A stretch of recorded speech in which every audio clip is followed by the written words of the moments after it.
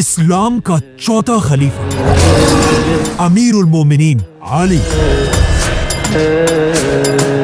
इस्लाम का सबसे बड़ा चीफ जस्टिस, इस्लाम का सबसे बहादुर वॉरियर।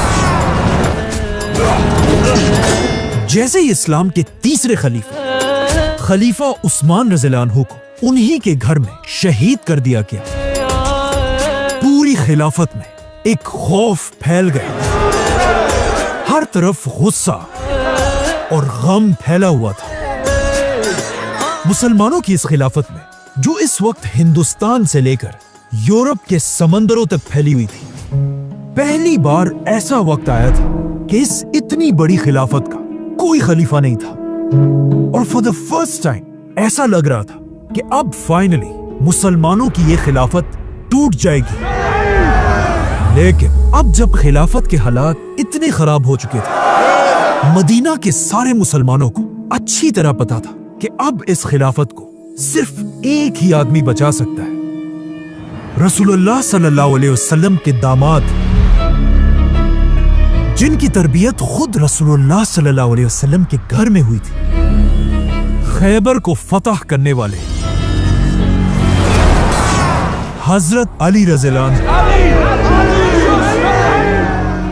इसीलिए हजरत उस्मान को दफनाने के फौरन बाद कुछ लोग हजरत अली रज़ियल्लाहु अन्हु के पास गए और उन्हें कहा कि हम आपको मुसलमानों का नया खलीफा बनाना चाहते हैं। लेकिन हजरत अली ने कहा, नहीं, मेरी खिलाफत ऐसे छुपकर सीक्रेटली नहीं होगी, बल्कि जाओ और सबको मदीना की मस्जिद में जमा करो। जिसके बाद हजरत अली खुद रसूलुल्लाह सल्लल्लाहु अलैहि वसल्लम के मिंबर पर खड़े हुए, जहां बिल्कुल पहले खलीफा अबू बकर, दूसरे खलीफा उमर और तीसरे खलीफा उस्मान की तरह सारे मुसलमानों ने चौथे खलीफा हजरत अली रज़ियल्लाहु अन्हु के हाथ पर बैत की। जिसके बाद अमीरुल मोमिनीन खलीफा अली रज़ियल्लाहु अन्हु ने अपनी खिलाफत की पहली स्पीच शुरू की। बट वेट, आखिर खलीफा अली रज़ियल्लाहु अन्हु यहां तक पहुंचे कैसे? इसके लिए हमें पीछे जाना होगा। हजरत अली की खिलाफत से बहुत साल पहले मक्का, जो अरब की एक बहुत बड़ी सिटी थी, पर हमला हुआ और मक्का पर हमला करने वाला यमन का सबसे बड़ा बादशाह अबरहा था। जैसे ही वो अपनी 60,000 की फौज लेकर मक्का के करीब पहुंचा, मक्का के सारे लोग डर गए और उन्होंने अबरहा से मुकाबले के लिए अपना सबसे बड़ा सरदार आगे किया, जिसका नाम था अब्दुल मुत्तलिब, जिसने काबा के खिलाफ को पकड़कर अल्लाह से दुआ की कि या अल्लाह, अपने इस घर काबा को अबरहा से बचा। जिसके बाद अल्लाह ने एक मिरेकल से अबरहा और उसकी सारी फौज को तबाह कर दिया और मक्का ये जंग जीत गए। ये जंग जीतने के बाद मक्का और स्पेशली अब्दुल मुत्तलिब का नाम पूरे अरब में फैल गया और पूरा अरब अब्दुल मुत्तलिब को एक बड़ा सरदार मानने लगा। लेकिन इसके कुछ ही अरसे बाद अब्दुल मुत्तलिब इस दुनिया से चले गए, जिसके बाद उनका बेटा उनके कबीले बनु हाशिम का नया सरदार बना, हजरत अबू तालिब। एक दिन अबू तालिब अपने किसी काम से मक्का से बाहर किसी और जगह गए हुए थे और जैसे ही अपने सारे काम खत्म करके वो वापस मक्का में अपने घर पहुंचे, उन्हें बताया गया कि मुबारक हो, आपका बेटा पैदा हुआ है, जिसका नाम आपकी बीवी फातिमा ने हैदर रखा है, जिसका मतलब है शेर। लेकिन अबू तालिब ने कहा नहीं, और उन्होंने अपने बेटे का नाम हैदर से बदल दिया और उसका नाम रखा आली। इस वक्त अबू तालिब मक्का के सबसे बड़े सरदारों में से एक थे और हजरत अली मक्का के बड़े सरदार के सबसे छोटे बेटे थे। जब हजरत अली की एज 5 साल हुई, अचानक उसी साल अरब में एक बहुत बड़ा कहत आया, जिसकी वजह से अरब के साथ साथ मक्का की इकोनॉमी भी तेजी से गिरने लगी। और मक्का के बड़े बड़े सरदारों का बिजनेस बिल्कुल खराब हो गया। इन्हीं सरदारों में एक हजरत अली के वालिद अबू तालिब भी थे। बल्कि अबू तालिब के घर के हालात इतने खराब हुए कि उनके लिए अब अपने घर वालों का ख्याल रखना भी मुश्किल हो गया था। अब जब इन सख्त हालात में अबू तालिब को मदद की जरूरत थी, उस वक्त उनकी मदद के लिए उन्हीं का भतीजा आगे बढ़ा, हजरत मोहम्मद सल्लल्लाहु अलैहि वसल्लम। आप सल्लल्लाहु अलैहि वसल्लम अपने चचा अबू तालिब को इस मुश्किल टाइम में अकेला नहीं छोड़ सकते थे, क्योंकि इससे बहुत साल पहले जब आप सल्लल्लाहु अलैहि वसल्लम के माँ बाप दोनों इस दुनिया से चले गए थे, उसके बाद 8 या 9 साल की उम्र तक अपने दादा अब्दुल मुत्तलिब के साथ रहे। और फिर वो भी जब दुनिया से चले गए, उसके बाद आप सल्लल्लाहु अलैहि वसल्लम 9 साल की उम्र से लेकर 25 साल की उम्र तक अपने इसी चचा अबू तालिब के घर में रहे। मतलब हजरत अबू तालिब ने 17 साल तक आप सल्लल्लाहु अलैहि वसल्लम को अपने घर में अपने बेटों की तरह पाला। तो अब जब आप सल्लल्लाहु अलैहि वसल्लम एक स्टेबल बिजनेसमैन थे और उनके चचा अबू तालिब को मदद की जरूरत थी, तो ये देखकर आप सल्लल्लाहु अलैहि वसल्लम आगे बढ़े और अपने चचा अब्बास को लेकर अबू तालिब के घर पहुंचे। इस वक्त अबू तालिब के 3 छोटे बेटे थे, अकील, जाफर और अली। अकील को अबू तालिब ने अपने पास रखा। हजरत अब्बास जाफर रज़ियल्लाहु अन्हु को अपने साथ लेकर गए और रसूलुल्लाह सल्लल्लाहु अलैहि वसल्लम ने अली, जिनकी उम्र उस वक्त सिर्फ 5 साल थी, अपने साथ अपने घर लेकर गए। 5 साल के छोटे से अली को देखकर आप सल्लल्लाहु अलैहि वसल्लम की बीवी हजरत खदीजा रज़ियल्लाहु अन्हा बहुत खुश हुई होंगी, क्योंकि इससे कुछ ही साल पहले हजरत खदीजा रज़ियल्लाहु अन्हा का बेटा कासिम बिन मोहम्मद सल्लल्लाहु अलैहि वसल्लम बहुत हो चुके थे। और अगर इस दिन वो जिंदा होते तो उनकी उम्र आज इतनी ही होती जितनी इस वक्त अली रज़ियल्लाहु अन्हु की उम्र थी। तो अब अली के रसूलुल्लाह सल्लल्लाहु अलैहि वसल्लम के घर आने से कासिम के जाने का गम थोड़ा कम होने लगा, जिसके बाद आप सल्लल्लाहु अलैहि वसल्लम और खदीजा रज़ियल्लाहु अन्हा हजरत अली की तरबियत बिल्कुल अपने बेटों की तरह करने लगे। और यहां से इस्लाम के सबसे बड़े आलिम और इस्लाम के सबसे बड़े वॉरियर की तरबियत शुरू हुई। हजरत अली रज़ियल्लाहु अन्हु दुनिया के वो अकेले आदमी हैं जिनकी तरबियत बचपन से रसूलुल्लाह सल्लल्लाहु अलैहि वसल्लम ने खुद की थी। और हजरत अली की जिंदगी को देखकर ये अंदाजा लगाया जा सकता है कि दुनिया की सबसे बेस्ट पर्सनैलिटी रसूलुल्लाह सल्लल्लाहु अलैहि वसल्लम अगर किसी की तरबियत करे तो वो आदमी कैसा होगा।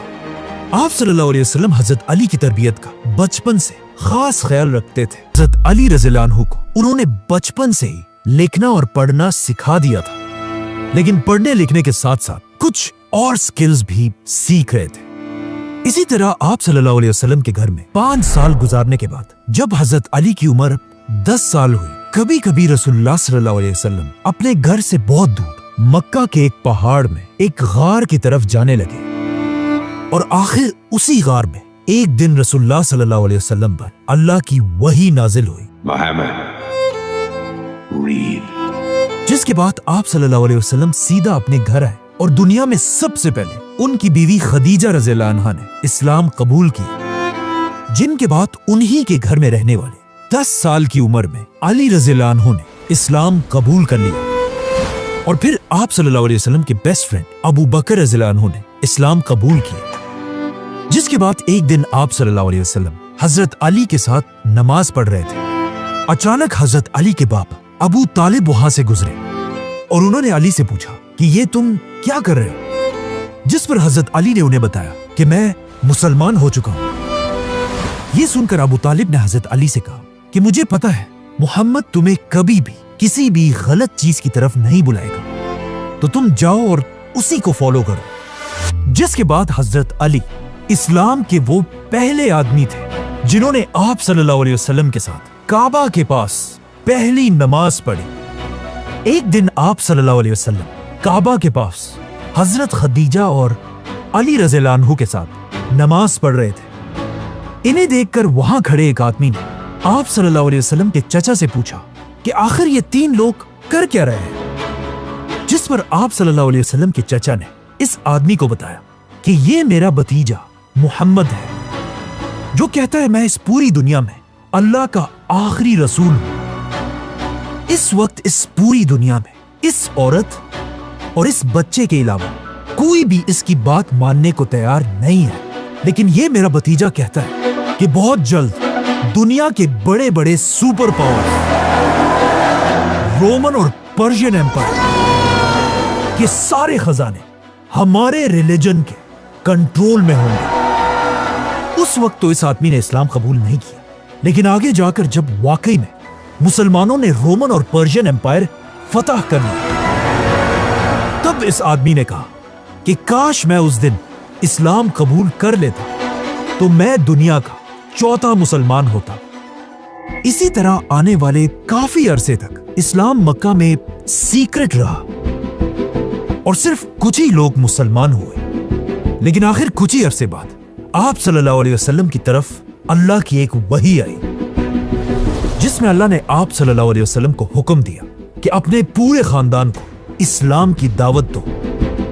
जिसके बाद आप सल्लल्लाहु अलैहि वसल्लम ने अपने घर में अपने खानदान के 40 मेंबर्स को खाने की दावत पर बुलाया।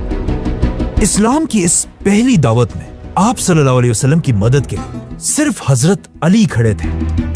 इसीलिए खाने पीने की सारी जिम्मेदारी आप सल्लल्लाहु अलैहि वसल्लम ने अली रज़ियल्लाहु अन्हु को दी, जिन्होंने कहा जाता है बहुत अच्छी तरह खाने का इंतजाम किया, जिसमें कहा जाता है बकरी के पाए और दूध भी शामिल था। इस वक्त हजरत अली की उम्र सिर्फ 13 साल थी और इसी एज से आहिस्ता आहिस्ता हजरत अली के आंखों में एक एलर्जी भी शुरू हुई थी, कंजक्टिवाइटिस, जो उनकी जिंदगी में काफी अरसे तक रही। जैसे ही सारों ने मजे से ये खाना खाया, आप सल्लल्लाहु अलैहि वसल्लम अपने खानदान के सामने खड़े हुए और पहली बार पब्लिकली इस्लाम की दावत दी और अपने खानदान के लोगों से कहा कि कौन इस मिशन में मेरा साथ देगा।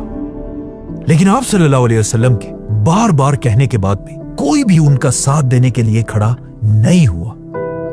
जब हजरत अली ने देखा कि कोई भी आप सल्लल्लाहु अलैहि वसल्लम का साथ देने के लिए खड़ा नहीं हो रहा, तो सिर्फ 13 साल की उम्र में हजरत अली खड़े हुए और वहां बैठे सबके सामने कहा, ए अल्लाह के रसूल, मेरी टांगे कमजोर है और मेरी आंखें दुखती हैं, लेकिन फिर भी मैं हमेशा आपके साथ खड़ा रहूंगा। जब आप सल्लल्लाहु अलैहि वसल्लम के अपने खानदान ने उनका साथ नहीं दिया, फिर भी आप सल्लल्लाहु अलैहि वसल्लम रुके नहीं, बल्कि आहिस्ता आहिस्ता मक्का में इस्लाम फैलाते रहे और आप सल्लल्लाहु अलैहि वसल्लम के साथ हजरत अली भी लोगों तक इस्लाम पहुंचाते रहे। और उन्हीं दिनों हजरत अली की वजह से एक बहुत बड़े सहाबी ने भी इस्लाम कबूल किया, जिनका नाम था अबू जर गफ्फारी। लेकिन अब जब इस्लाम आहिस्ता आहिस्ता फैलने लगा, मक्का के सरदार आप सल्लल्लाहु अलैहि वसल्लम से नफरत करने लगे। यहां तक कि कुछ सरदार तो आप सल्लल्लाहु अलैहि वसल्लम को टॉर्चर करने लगे। मक्का में गद्दारों के लिए कोई पनाह नहीं। इन सब में एक सरदार ऐसा था जिसने आप सल्लल्लाहु अलैहि वसल्लम पर बहुत ज्यादा जुल्म किया था, बनु उमैया खानदान का उकबा। नहीं छोड़ूंगा उसे। एक दिन जब आप सल्लल्लाहु अलैहि वसल्लम नमाज पढ़ रहे थे, इसी उकबा ने उनके सर के ऊपर ऊंट की ओजरी डाल दी, जिसे फिर आप सल्लल्लाहु अलैहि वसल्लम की सबसे छोटी बेटी हजरत फातिमा रज़ियल्लाहु अन्हा ने हटाया। और आखिर एक दिन जब आप सल्लल्लाहु अलैहि वसल्लम नमाज पढ़ रहे थे, यही उकबा पीछे से आया, आप सल्लल्लाहु अलैहि वसल्लम के गले में अपनी चादर डाली और उसे जोर से खींचने लगा, जिससे आप सल्लल्लाहु अलैहि वसल्लम की सांस बिल्कुल बंद हो गई और आप सल्लल्लाहु अलैहि वसल्लम जमीन पर गिर गए। ये देखकर आप सल्लल्लाहु अलैहि वसल्लम को बचाने के लिए अबू बकर रज़ियल्लाहु अन्हु पहुंचे और आप सल्लल्लाहु अलैहि वसल्लम को छुड़ाकर उकबा और उनके दोस्तों से लड़ने लगे। लेकिन उन सब ने मिलकर अबू बकर रज़ियल्लाहु अन्हु को भी बहुत मारा। क्या कहा तुमने? इतना मारा कि वो बेहोश हो गए। ये आप सल्लल्लाहु अलैहि वसल्लम की जिंदगी का बहुत ही सख्त दिन था और जब भी अली रज़ियल्लाहु अन्हु इस दिन को याद करते थे, वो इस दिन की कहानी रो कर सुनाते थे, क्योंकि इस वक्त हजरत अली की एज बहुत ही कम थी और वो छोटे होने की वजह से अपनी ताकत से आप सल्लल्लाहु अलैहि वसल्लम को डिफेंड नहीं कर सकते थे। लेकिन मक्का के एक एक सरदार का किया हुआ जुल्म उन्हें अच्छी तरह याद था और ये सारे चेहरे उनके जहन में नक्श हो गए थे। इसी तरह सख्त हालात में आप सल्लल्लाहु अलैहि वसल्लम के साथ हजरत अली भी मक्का में मुश्किल जिंदगी गुजारते रहे। लेकिन आहिस्ता आहिस्ता हालात ठीक होने के बजाय और भी ज्यादा खराब होने लगे, क्योंकि अचानक एक साल मक्का में आप सल्लल्लाहु अलैहि वसल्लम को डिफेंड करने वाले दो सबसे बड़े लोग एक ही साल में दुनिया से चले गए। हजरत अली के वालिद अबू तालिब और रसूलुल्लाह सल्लल्लाहु अलैहि वसल्लम की बीवी खदीजा रज़ियल्लाहु अन्हा। ये साल आप सल्लल्लाहु अलैहि वसल्लम के साथ साथ हजरत अली के लिए भी बहुत मुश्किल था, क्योंकि एक ही साल में उनके बाप अबू तालिब और खदीजा रज़ियल्लाहु अन्हा, जिन्होंने बचपन से एक मां की तरह हजरत अली रज़ियल्लाहु अन्हु को पाला था, इन दोनों की वफात के बाद अब मुसलमानों का मक्का में रहना इम्पॉसिबल हो चुका था। इसीलिए आप सल्लल्लाहु अलैहि वसल्लम के हुक्म पर मुसलमान आहिस्ता आहिस्ता मक्का को छोड़कर मदीना की तरफ हिजरत करने लगे। मक्का में सिर्फ आप सल्लल्लाहु अलैहि वसल्लम, अबू बकर और अली रज़ियल्लाहु अन्हु रह गए। अब जब मक्का के सरदारों ने देखा कि मुसलमान आहिस्ता आहिस्ता मक्का को छोड़कर जा रहे हैं, तो उन्होंने आप सल्लल्लाहु अलैहि वसल्लम को रोकने के लिए एक बहुत ही खतरनाक प्लान बनाया कि मक्का के हर कबीले से एक एक आदमी जमा होकर रात को आप सल्लल्लाहु अलैहि वसल्लम पर हमला कर दे और उन्हें शहीद कर दे। और यह प्लान ऑफ कोर्स इस्लाम के सबसे बड़े दुश्मन अबू जहल का था।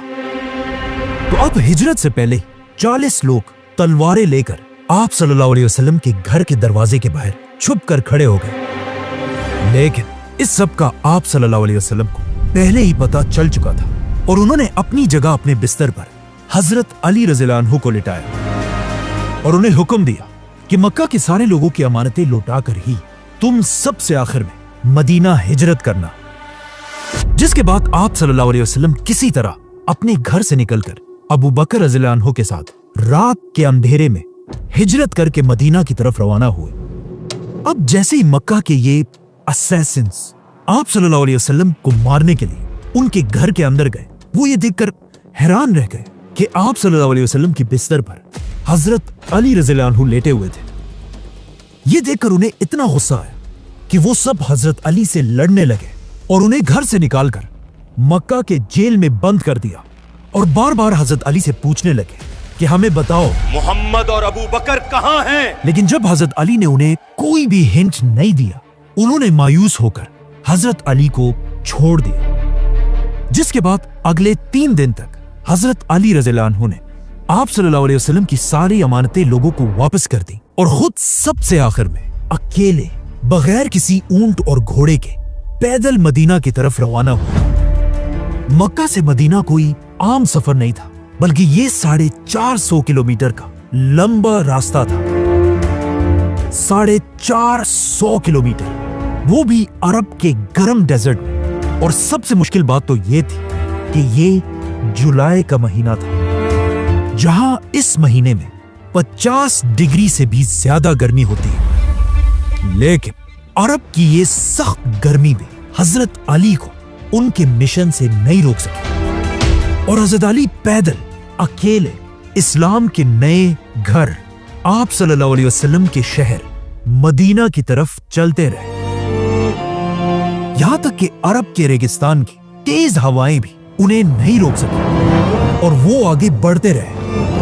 हजरत अली के इस मुश्किल सफर को देखकर एक और सफर की भी याद आती है कि जब इससे हजारों साल पहले मूसा अलैहिस्सलाम अकेले फिरौन के शहर से निकलकर मिस्र के गर्म डेजर्ट में पैदल चल रहे थे। क्योंकि इन दो जर्नीज में एक बात कॉमन है कि ये दोनों ऑलमोस्ट 450 किलोमीटर ही थे। इस दिन हजरत अली अकेले मदीना की तरफ बढ़ रहे थे और इतना पैदल चलने की वजह से उनके पैर बिल्कुल सूज गए थे। लेकिन उन्होंने कभी सोचा भी नहीं होगा कि जिस मदीना की तरफ वो इतने मुश्किल में बढ़ रहे हैं, एक दिन इसी मदीना में पूरे खिलाफत की बैत उन्हीं के हाथ पर होगी। वो खिलाफत जो हिंदुस्तान से लेकर यूरोप के समंदरों तक फैली हुई थी, जिसके बाद आज ये अकेले चलने वाले अली उस दिन दुनिया के सबसे ताकतवर इंसान बनेंगे। अब जब हजरत अली सफर में थे, आप सल्लल्लाहु अलैहि वसल्लम और अबू बकर रज़ियल्लाहु अन्हु इससे पहले ही मदीना के करीब पहुंच चुके थे। लेकिन आप सल्लल्लाहु अलैहि वसल्लम मदीना एंटर नहीं हुए, बल्कि वो मदीना से पहले ही एक गांव कुबा में कई दिन तक हजरत अली का बेसब्री से इंतजार कर रहे थे। और जैसे ही उन्हें पता चला कि हजरत अली अकेले पूरे डेजर्ट को क्रॉस करके पहुंच चुके हैं तो वो बहुत खुश हुए और उन्होंने हुक्म दिया कि अली को मेरे पास बुलाया जाए। लेकिन सहाबा ने आप सल्लल्लाहु अलैहि वसल्लम से कहा कि हजरत अली की हालत ऐसे हो गई है कि अब वो एक कदम भी और नहीं ले सकते और उनके पैर अब चलने के काबिल ही नहीं है। ये सुनकर आप सल्लल्लाहु अलैहि वसल्लम खुद हजरत अली के पास गए, उन्हें गले से लगाया और उनके पैरों के जख्मों को देखकर रोने लगे और उनके पैरों पर अपना हाथ फेरा, जिससे हजरत अली को थोड़ा सुकून मिला। जिसके बाद फाइनली आप सल्लल्लाहु अलैहि वसल्लम हजरत अली रज़ियल्लाहु अन्हु और बाकी सहाबा के साथ पहली बार मदीना एंटर हुए।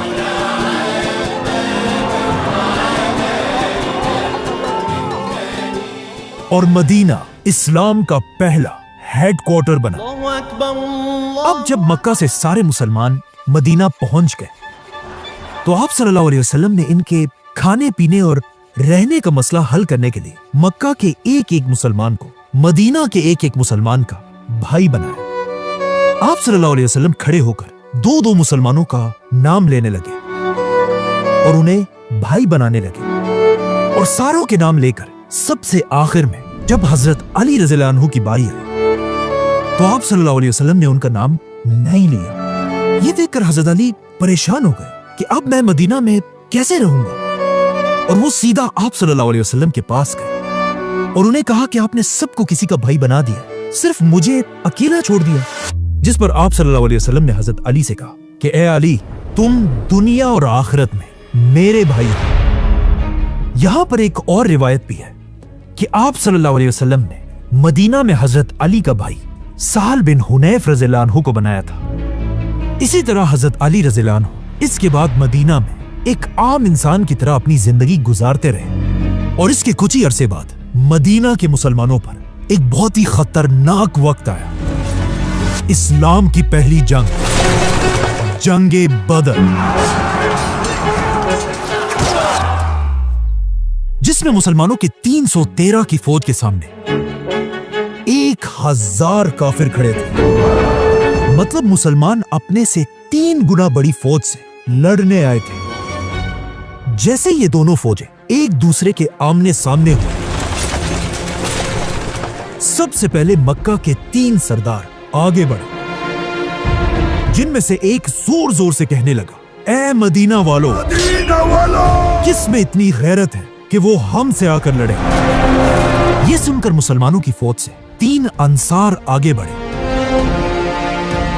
लेकिन ये देखकर मक्का का सरदार कहने लगा कि तुम कौन हो, वापस जाओ और हमारे पास हमारे इक्वल मक्का के भाइयों को भेजो। ये सुनकर रसूलुल्लाह सल्लल्लाहु अलैहि वसल्लम ने अपने 3 मुसलमानों को वापस बुलाया और इन सरदारों से लड़ने के लिए मुसलमानों के 3 सरदार भेजे। और आप सल्लल्लाहु अलैहि वसल्लम ने हुक्म दिया, उबैदा उठो। उबैदा मक्का के पुराने सरदार अब्दुल मुत्तलिब के पोते थे। जिसके बाद आप सल्लल्लाहु अलैहि वसल्लम ने फिर हुक्म दिया, हमजा उठो। हमजा भी मक्का के पुराने सरदार अब्दुल मुत्तलिब के बेटे थे। और आखिर आप सल्लल्लाहु अलैहि वसल्लम ने सबके सामने हुक्म दिया कि अली उठो।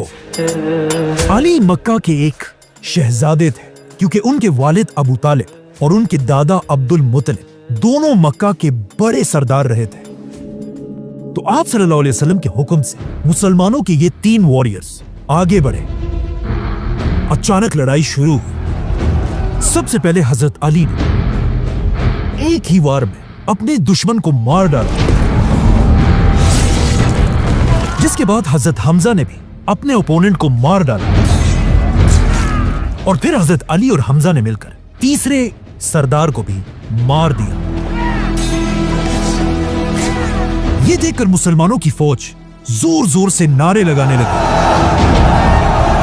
मक्का के ये 3 सरदार कोई आम लोग नहीं थे, बल्कि ये मक्का के सबसे ताकतवर औरत हिंदा के बाप, चाचा और भाई थे। जैसे ही मक्का वालों ने अपने 3 बड़े सरदारों को इस तरह आसानी से गिरते हुए देखा, मक्का की सारी फौज ने मुसलमानों पर हमला कर दिया और इस तरह इस्लाम की पहली जंग, जंगे बदर शुरू हुई। हजरत अली भी वापस जाकर मुसलमानों की फौज के फ्रंट पर खड़े हुए और दुश्मनों का इंतजार करने लगे। इस वक्त हजरत अली की एज सिर्फ 23 साल थे और ये हजरत अली की जिंदगी की सबसे पहली जंग थी। और फाइनली अब उन्हें ये मौका मिल चुका था जिसका उन्हें बेसब्री से इंतजार था, क्योंकि हजरत अली ने इन सारे मक्का के सरदारों को बचपन में आप सल्लल्लाहु अलैहि वसल्लम पर जुल्म करते हुए बार बार देखा था। और अब फाइनली हजरत अली एक एक से बदला लेने के लिए बिल्कुल तैयार थे। और जैसे ही जंग शुरू हुई, हजरत अली सीधा काफिरों की फौज के अंदर घुस गए और जो तलवार चलाने का तरीका वो बचपन से सीख रहे थे, अब पहली बार हजरत अली अपनी तलवार सबके सामने यूज करने लगे। हजरत अली को जंग में इस तरह लड़ते हुए देखकर मुसलमानों और मक्का वालों दोनों को समझ आ गई कि अली के जैसा वॉरियर पूरे अरब में कोई नहीं है। और ये बात बिल्कुल सही थी, क्योंकि इस जंगे बदर से लेकर अपनी जिंदगी की आखिरी जंगे नहरवान तक हजरत अली अपनी पूरी जिंदगी में कोई भी जंग नहीं हारे। बदर में मुसलमानों की फौज कम होने के बाद भी मुसलमान ऐसा लड़े कि आहिस्ता आहिस्ता मक्का वालों की फौज पीछे हटने लगी और इस तरह मुसलमान इस्लाम की पहली जंगे बदर जीत गए। लेकिन अब जब मक्का वाले भाग ही रहे थे, मुसलमानों ने उनका पीछा करते हुए उनका एक और सरदार पकड़ लिया। और ये कोई आम सरदार नहीं था, बल्कि ये वही उमैया खानदान का उकबा था। ये वही उकबा था जिसने इससे कुछ साल पहले मक्का में आप सल्लल्लाहु अलैहि वसल्लम के गले को अपनी चादर से जोर से दबाया था। और इसकी शक्ल हजरत अली बचपन से जानते थे। इसीलिए जैसे ये पकड़ा गया, हजरत अली सीधा आगे बढ़े और अपनी तलवार से इसकी गर्दन उड़ा दी। इस जंग में मुसलमानों ने 70 काफिरों को मारा था और कहा जाता है हजरत अली ने अकेले इन 70 में से 25 या 30 लोगों को मारा था। इसमें थोड़ी कंफ्यूजन है कि हजरत अली ने एग्जैक्टली कितने लोगों को मारा था, लेकिन यह बात क्लियर है कि बदर में सबसे ज्यादा लोग हजरत अली ने ही मारे थे। जैसे ही मुसलमान बदर की जंग के बाद वापस मदीना पहुंचे, मदीना में हर तरफ खुशी और सेलिब्रेशन का माहौल था और लोग इस जीत पर अल्लाह का शुक्र अदा कर रहे थे। लेकिन जैसे ही आप सल्लल्लाहु अलैहि वसल्लम खुशी से अपने घर पहुंचे और अपनी बेटियों के बारे में पूछा, यहां आप सल्लल्लाहु अलैहि वसल्लम को एक बहुत ही शॉकिंग खबर सुनाई गई। उन्हें बताया गया कि जब आप बदर के मैदान में लड़ रहे थे, उसी वक्त यहां मदीना में आपकी बेटी रुकैया अपनी आखिरी सांसें ले रही थी और अब वो इस दुनिया में नहीं रही। आप सल्लल्लाहु अलैहि वसल्लम की 4 बेटियां थी। बड़ी बेटी ज़ैनब जो इस वक्त मक्का में रहती थी, दूसरी बेटी रुकैया जो हजरत उस्मान की बीवी थी जो अब फौत हो चुकी थी, तीसरी बेटी उम्मे कलसूम रज़ियल्लाहु अन्हा जिनकी शादी भी आप सल्लल्लाहु अलैहि वसल्लम ने रुकैया के बाद हजरत उस्मान रज़ियल्लाहु अन्हु से करा दी थी, और आप सल्लल्लाहु अलैहि वसल्लम की चौथी और सबसे छोटी बेटी जिनसे वो सबसे ज्यादा प्यार करते थे, हजरत फातिमा रज़ियल्लाहु अन्हा। बदर की जंग जीतने के बाद आहिस्ता आहिस्ता जब मुसलमानों के हालात ठीक होने लगे, तो अब मदीना में आप सल्लल्लाहु अलैहि वसल्लम के पास हजरत फातिमा रज़ियल्लाहु अन्हा की शादी के लिए रिश्ते आने लगे, जिनमें हजरत अबू बकर और उमर रज़ियल्लाहु अन्हु भी शामिल थे। लेकिन आप सल्लल्लाहु अलैहि वसल्लम इन सारे रिश्तों को रिजेक्ट करते गए। अब जब हजरत फातिमा के लिए ये सारे रिश्ते आ रहे थे, उस वक्त हजरत अली आराम से अपने घर में बैठे हुए थे और उन्होंने आप सल्लल्लाहु अलैहि वसल्लम से रिश्ते की कोई बात नहीं की थी। ये देखकर हजरत अली को उन्हीं के खानदान की एक औरत ने कहा कि आप भी जाकर आप सल्लल्लाहु अलैहि वसल्लम से उनकी बेटी फातिमा का रिश्ता मांगे। लेकिन हजरत अली ने कहा कि मेरे पास क्या है, मैं कैसे रिश्ता भेजूं? लेकिन उस औरत ने हजरत अली से कहा कि मुझे यकीन है कि अगर आप रसूलुल्लाह सल्लल्लाहु अलैहि वसल्लम के पास जाएंगे, वो आपको कभी इनकार नहीं करेंगे। ये सुनकर हजरत अली को भी थोड़ा हौसला मिला और आखिर वो आप सल्लल्लाहु अलैहि वसल्लम से उनकी आखिरी बेटी फातिमा का हाथ मांगने आप सल्लल्लाहु अलैहि वसल्लम के घर गए। लेकिन जैसे ही वो आप सल्लल्लाहु अलैहि वसल्लम के सामने आकर बैठे, आप सल्लल्लाहु अलैहि वसल्लम के रोब और औरा को देखकर हजरत अली की जबान से एक लफ्ज भी नहीं निकला। अब हजरत अली को इस तरह घबराते देखकर आप सल्लल्लाहु अलैहि वसल्लम ने खुद हजरत अली से पूछा कि अली क्या बात है, क्या कहना चाहते हो? लेकिन हजरत अली बिल्कुल उसी तरह खामोश बैठे रहे और कुछ ना कह सके। ये देखकर आप सल्लल्लाहु अलैहि वसल्लम ने दोबारा पूछा कि अली बताओ क्या बात है, लेकिन इस बार भी हजरत अली की जबान से एक लफ्ज भी नहीं निकला। ये देखकर आप सल्लल्लाहु अलैहि वसल्लम ने खुद हजरत अली से कहा, अली क्या तुम फातिमा के रिश्ते के लिए आए हो? ये सुनकर हजरत अली ने ऊपर देखा और एक घबराई हुई आवाज में कहा कि हाँ, लेकिन या रसूलुल्लाह सल्लल्लाहु अलैहि वसल्लम मेरे पास कुछ भी नहीं है। तो आप सल्लल्लाहु अलैहि वसल्लम ने कहा, क्या तुम्हारे पास जंग की वो शील्ड नहीं है? जाओ और उसे बाजार में बेच कर आओ, वही मेरी बेटी फातिमा का मेहर होगा। जिसके बाद हजरत अली ये शील्ड लेकर सीधा बाजार की तरफ गए और आप सल्लल्लाहु अलैहि वसल्लम अपनी बेटी फातिमा के पास गए। उन्हें हजरत अली के रिश्ते का बताया और उनसे पूछा कि क्या वो इस रिश्ते पर राजी हैं या नहीं। जैसे ही आप सल्लल्लाहु अलैहि वसल्लम ने फातिमा रज़ियल्लाहु अन्हा से पूछा, कहा जाता है हजरत फातिमा खामोश रही और आप सल्लल्लाहु अलैहि वसल्लम उनकी खामोशी को देखकर समझ गए। अब दूसरी तरफ जब हजरत अली अपनी शील्ड लेकर बाजार पहुंचे और वहां ये शील्ड बेचने की कोशिश करने लगे, अचानक इसी बाजार में हजरत अली के पास मदीना का सबसे अमीर आदमी आया, आप सल्लल्लाहु अलैहि वसल्लम के दामाद हजरत उस्मान रज़ियल्लाहु अन्हु। हजरत उस्मान हजरत अली को देखते ही समझ गए कि वो ये शील्ड क्यों बेच रहे हैं, तो उन्होंने खुद हजरत अली से ये शील्ड खरीद ली और इसके बदले हजरत अली को 400 सिल्वर कॉइन्स दी। जिसके बाद हजरत अली खुश होकर जब वापस जाने लगे तो हजरत उस्मान ने उन्हें रोक दिया और उन्हें यह शील्ड एज अ गिफ्ट वापस कर दी और कहा, तुम्हें इस शील्ड की आगे भी जरूरत पड़ेगी। हजरत अली इस तरह कुछ और पैसे भी जमा करके ऑलमोस्ट 500 सिल्वर कॉइन्स लेकर आप सल्लल्लाहु अलैहि वसल्लम के पास आए और यही उनकी शादी का मेहर था। इस वक्त हजरत अली के वालिद फौत हो चुके थे और उनका कोई भी भाई मदीना में नहीं था, इसीलिए इस शादी में हजरत अली की मदद के लिए मदीना के सहाबा आगे बढ़े और हजरत अली और फातिमा की शादी की तैयारी करने लगे। एक सहाबी ने हजरत अली को मदीना में एक छोटा सा घर दिया। हजरत बिलाल रज़ियल्लाहु अन्हु बाजार जाकर परफ्यूम्स और खुशबू खरीदने लगे। हजरत अबू बकर और अम्मार बिन यासिर रज़ियल्लाहु अन्हु बाजार में फर्नीचर खरीदने लगे। जिसके बाद सारे सहाबा मस्जिद नबी में जमा हुए और आप सल्लल्लाहु अलैहि वसल्लम ने खुद हजरत अली का निकाह पढ़ाया और सारे सहाबा में खजूर तकसीम किए गए। उधर कुछ सहाबियात ने हजरत फातिमा को दुल्हन की तरह तैयार किया।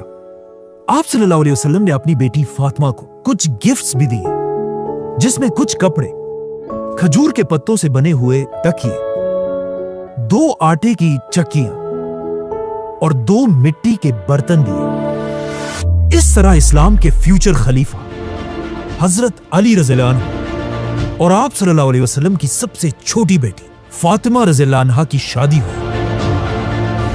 ये इस्लाम की तारीख की सबसे इंपॉर्टेंट और सबसे सिंपल शादी थी। जैसे ये शादी हो गई, उसके कुछ ही दिन बाद एक दिन आप सल्लल्लाहु अलैहि वसल्लम अपनी बेटी फातिमा के घर गए और आप सल्लल्लाहु अलैहि वसल्लम ने अपनी बेटी से कहा, फातिमा, मैंने तुम्हारी शादी अपने खानदान के ऐसे शख्स से कराई है जिससे मैं अपने पूरे अहले बैत में सबसे ज्यादा मोहब्बत करता हूँ। अब मदीना में हजरत अली की शादी तो हो गई और मदीना के हालात भी बिल्कुल नॉर्मल थे, लेकिन मदीना से दूर मक्का के हर घर में बदर की हार का मातम छाया हुआ था और मक्का के लोग अपने बड़े बड़े सरदारों के मौत पर चीख चीख कर रो रहे थे और मक्का के लोग अब अपने सबसे बड़े सरदार के घर जमा हो रहे थे, अबू सुफियान और उनकी बीवी हिंदा।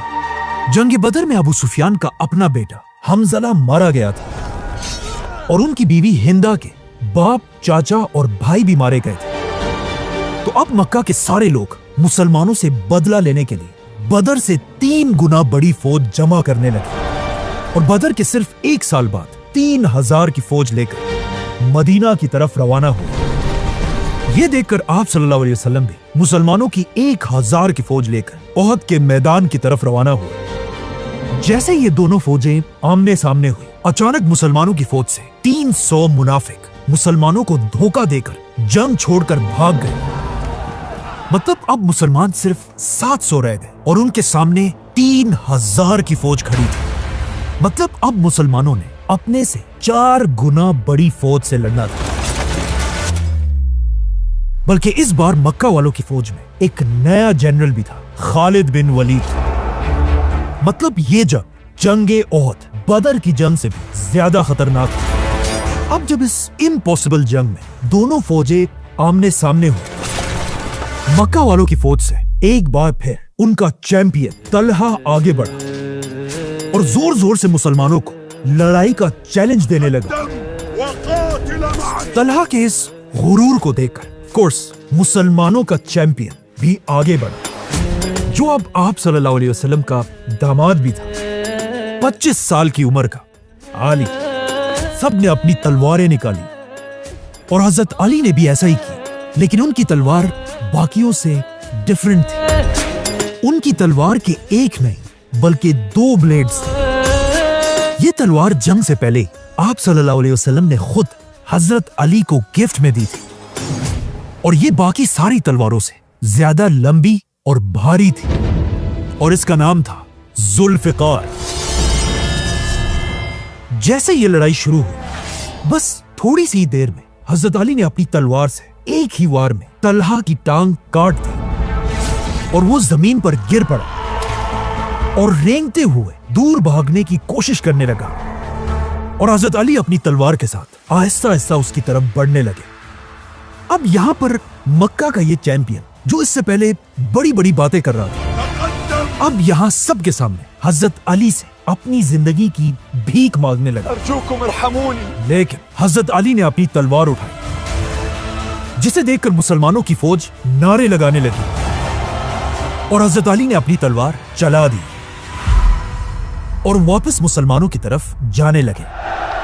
लेकिन जब मुसलमानों ने गौर से देखा, उन्हें पता चला कि जब ये बंदा हजरत अली से भीख मांगने लगा था, हजरत अली ने इसे मारा नहीं बल्कि जंग के मैदान में माफ कर दिया था और इसी के साथ इस्लाम की दूसरी जंग, जंगे ओहद शुरू हुई। मुसलमानों की फौज में इतना जज्बा था कि वो कुछ ही देर में अपने से 4 गुना बड़ी फौज को आसानी से पीछे धकेलने लगे और आखिर बिल्कुल बदर की तरह मक्का की फौज एक बार फिर जंग छोड़कर पीछे भागने लगी। ये देखकर इस पहाड़ के आर्चर्स भी नीचे उतर गए और मक्का वालों का छोड़ा हुआ माल जमा करने लगे। लेकिन इसी एग्जैक्ट वक्त का मक्का के जनरल खालिद बिन वलीद इंतजार कर रहे थे। जैसे ये आर्चर्स नीचे उतरे, खालिद बिन वलीद फुल स्पीड अपने घोड़ों के साथ पहाड़ के पीछे से छुपकर मुसलमानों पर हमले के लिए रवाना हुआ और पहाड़ के पीछे से मुसलमानों पर हमला कर दिया। ये देखकर मक्का की फौज भी पलट गई। मतलब अब मुसलमान इन दोनों फौजों के दरमियान फंस गए थे। बल्कि हालात इतने खराब हुए कि कुछ लोगों ने रसूलुल्लाह सल्लल्लाहु अलैहि वसल्लम के कैंप पर भी हमला कर दिया। और सबसे खतरनाक बात ओहद में ये थी कि अचानक जंग के मैदान में एक बहुत ही अजीब अफवाह फैली। लोग हर तरफ चीखने लगे कि रसूलुल्लाह सल्लल्लाहु अलैहि वसल्लम को शहीद कर दिया गया। अब तक मुसलमान फुल जज्बे से लड़ रहे थे, लेकिन जब उन्होंने ये खबर सुनी, कुछ मुसलमान जंग छोड़कर पीछे हटने लगे। कुछ आप सल्लल्लाहु अलैहि वसल्लम के वफात होने की खबर सुनकर जमीन पर बैठ गए और रोने लगे और कुछ अपनी जगह पर ही खड़े रहे। लेकिन ये देखकर हजरत अली रज़ियल्लाहु अन्हु ने मुसलमानों की फौज का झंडा उठाया और जोर जोर से कहने लगे कि अब जब रसूलुल्लाह सल्लल्लाहु अलैहि वसल्लम ही दुनिया में नहीं रहे तो फिर हमारा इस दुनिया में रहने का क्या फायदा है। इसी के साथ हजरत अली ने अपनी तलवार की नयाम तोड़कर फेंक दी और अपनी तलवार जुल्फिकार के साथ काफिरों की फौज के अंदर घुस गए। लेकिन कुछ ही देर बाद पता चला कि ये सब बिल्कुल एक अफवाह थी और आप सल्लल्लाहु अलैहि वसल्लम अब भी पहाड़ पर मजबूती से खड़े थे। ये देखकर हजरत अली बाकी सहाबा के साथ फुल स्पीड आप सल्लल्लाहु अलैहि वसल्लम के पास पहुंचे और उन्हें बहादुरी से डिफेंड करने लगे। इस तरह मुसलमान दोबारा इस पहाड़ पर मजबूती से खड़े हुए और पहाड़ के ऊपर से मक्का वालों पर पत्थर बरसाने लगे। मुसलमानों को पहाड़ के ऊपर ऐसे स्टेबल देखकर मक्का वालों को समझ आ गई कि अब वो और कुछ भी नहीं कर सकते। इसीलिए वो अपनी सारी फौज के साथ ओहद छोड़कर वापस मक्का की तरफ चले गए। इस तरह इस्लाम की दूसरी जंग, जंगे ओहद, ना काफिर जीते और ना मुसलमान। ओहद रसूलुल्लाह सल्लल्लाहु अलैहि वसल्लम की जिंदगी में सबसे मुश्किल जंग, क्योंकि इसमें सबसे ज्यादा 70 मुसलमान शहीद हुए थे, जिनमें जिनमें रसूलुल्लाह सल्लल्लाहु अलैहि वसल्लम के चचा हजरत हमजा रज़ियल्लाहु अन्हु भी शामिल थे। और इस जंग में हजरत अली रज़ियल्लाहु अन्हु को तलवारों के 16 जख्म लगे थे। आप सल्लल्लाहु अलैहि वसल्लम ने सारे शहीदों को ओहद में दफन करने का हुक्म दिया, जिसके बाद सारे मुसलमान वापस मदीना आए। मदीना वापस आने के बाद आहिस्ता आहिस्ता जब मदीना के हालात ठीक होने लगे, सही मुस्लिम की हदीस है कि एक दिन आप सल्लल्लाहु अलैहि वसल्लम अपनी बेटी फातिमा रज़ियल्लाहु अन्हा के घर गए और वहां उन्होंने देखा कि अली तो घर में है ही नहीं। तो आप सल्लल्लाहु अलैहि वसल्लम ने अपनी बेटी से पूछा कि अली कहाँ है, जिस पर हजरत फातिमा ने आप सल्लल्लाहु अलैहि वसल्लम से कहा कि मेरी और उनकी किसी बात पर बहस हुई थी और वो घर से कहीं बाहर चले गए हैं। जिसके बाद आप सल्लल्लाहु अलैहि वसल्लम भी हजरत अली को ढूंढने के लिए घर से बाहर निकले और जब वो मस्जिद नबवी पहुंचे, उन्होंने देखा कि हजरत अली जमीन पर लेटे हुए हैं और उनके जिस्म पर मस्जिद नबवी की जमीन की मिट्टी लगी हुई थी। आप सल्लल्लाहु अलैहि वसल्लम हजरत अली के पास आए और खुद अपने हाथों से उनके जिस्म से मिट्टी हटाने लगे और फरमाया, उठो ए अबू तुराब, उठो। तुराब अरबी में मिट्टी को कहते हैं और यहीं से हजरत अली का नाम अबू तुराब पड़ा। और कहा जाता है हजरत अली अपनी जिंदगी के आखिर तक अबू तुराब नाम को बहुत पसंद करते थे और जब भी कोई उन्हें अबू तुराब कहकर पुकारता था, उन्हें इस दिन की याद आती थी और वो बहुत खुश होते थे। लेकिन अफसोस की बात यह है, आने वाले जमाने में कुछ लोग ऐसे भी थे जो हजरत अली के इस नाम अबू तुराब से उनका मजाक उड़ाया करते थे। इस वाक़ये के बाद एक दिन आप सल्लल्लाहु अलैहि वसल्लम सहाबा के साथ मस्जिद में बैठे हुए थे तो एक शख्स दूर से खुशी खुशी आप सल्लल्लाहु अलैहि वसल्लम के पास आया और उनसे कहा, या रसूल अल्लाह, मुबारक हो, आपकी बेटी फातिमा के घर बेटा पैदा हुआ है।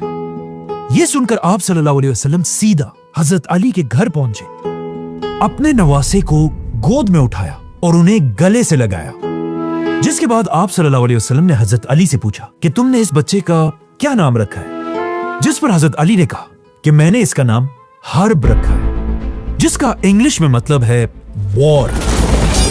लेकिन आप सल्लल्लाहु अलैहि वसल्लम ने हजरत अली से कहा कि नहीं, बल्कि इस बच्चे का नाम हसन होगा। इस वक्त हजरत हसन अकेले मेल नवासे थे, इसीलिए आप सल्लल्लाहु अलैहि वसल्लम अपने इस नवासे हसन से बहुत मोहब्बत करते थे। जैसे जैसे हजरत हसन बड़े होते गए, कहा जाता है वो बिल्कुल अपने नाना आप सल्लल्लाहु अलैहि वसल्लम की तरह दिखते थे और आप सल्लल्लाहु अलैहि वसल्लम उस जमाने के सख्त अरब सोसाइटी में भी अपने नवासे हसन रज़ियल्लाहु अन्हु को मदीना की गलियों में अपने कंधों पर बिठाकर घुमाया करते थे। जिसे देखकर एक दिन एक सहाबी ने आप सल्लल्लाहु अलैहि वसल्लम से यह तक कहा कि मेरे मदीना में 10 पोते और नवासे हैं, लेकिन मैंने कभी किसी से ऐसी मोहब्बत नहीं की जिस तरह आप हसन से करते हैं। और एक दिन जब आप सल्लल्लाहु अलैहि वसल्लम ने हजरत हसन को अपने कंधे पर बिठाया हुआ था, एक सहाबी ने यह देखकर हजरत हसन से कहा कि या हसन, तुमने क्या जबरदस्त सवारी पाई है। जिस पर आप सल्लल्लाहु अलैहि वसल्लम ने जवाब दिया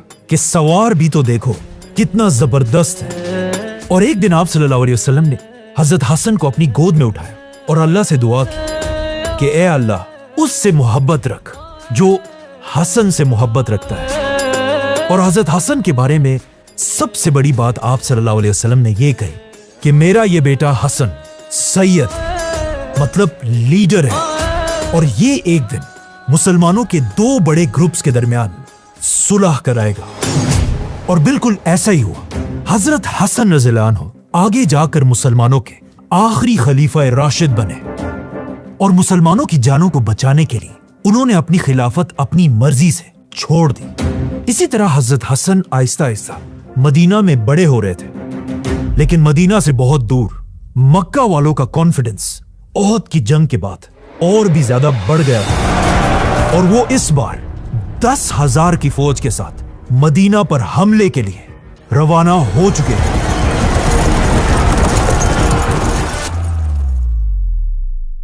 10,000 की फौज मतलब मदीना की पूरी आबादी से भी ज्यादा बड़ी फौज मदीना पर हमले के लिए आ रही थी। जब आप सल्लल्लाहु अलैहि वसल्लम को इसका पता चला, उन्होंने सारे सहाबा की एक मीटिंग बुलाई जिसमें फैसला किया गया कि मुसलमान मदीना के अंदर ही रहकर मक्का वालों से जंग करेंगे और मदीना के फ्रंट पर 2 पहाड़ों के दरमियान एक बहुत बड़ी खंदक बनाएंगे जैसे ही मक्का वालों की 10,000 की फौज मदीना के करीब पहुंची, वो ये खंदक देखकर हैरान रह गए, क्योंकि ये इतनी बड़ी खंदक थी कि इसे क्रॉस करना ऑलमोस्ट इम्पॉसिबल था, और कोई भी इसे क्रॉस करने की कोशिश करता, मुसलमान उन्हें अपनी तीरों से भगा देते। 15 दिन तक दोनों साइड्स अपनी अपनी जगह पर उसी तरह खड़ी रही, लेकिन आखिर 15 दिन बाद मक्का के कुछ वॉरियर्स फ्रस्ट्रेट होकर आगे बढ़े और किसी तरह इस खंदक को क्रॉस करके मुसलमानों की साइड पर पहुंच गए। जैसे ये ग्रुप मुसलमानों के सामने आया, मक्का का सबसे बड़ा वॉरियर अमर बिन अब्देवत आगे बढ़ा और जोर जोर से मुसलमानों को चैलेंज देने लगा और कहने लगा, तुम में से कौन अकेला मुझसे लड़ेगा?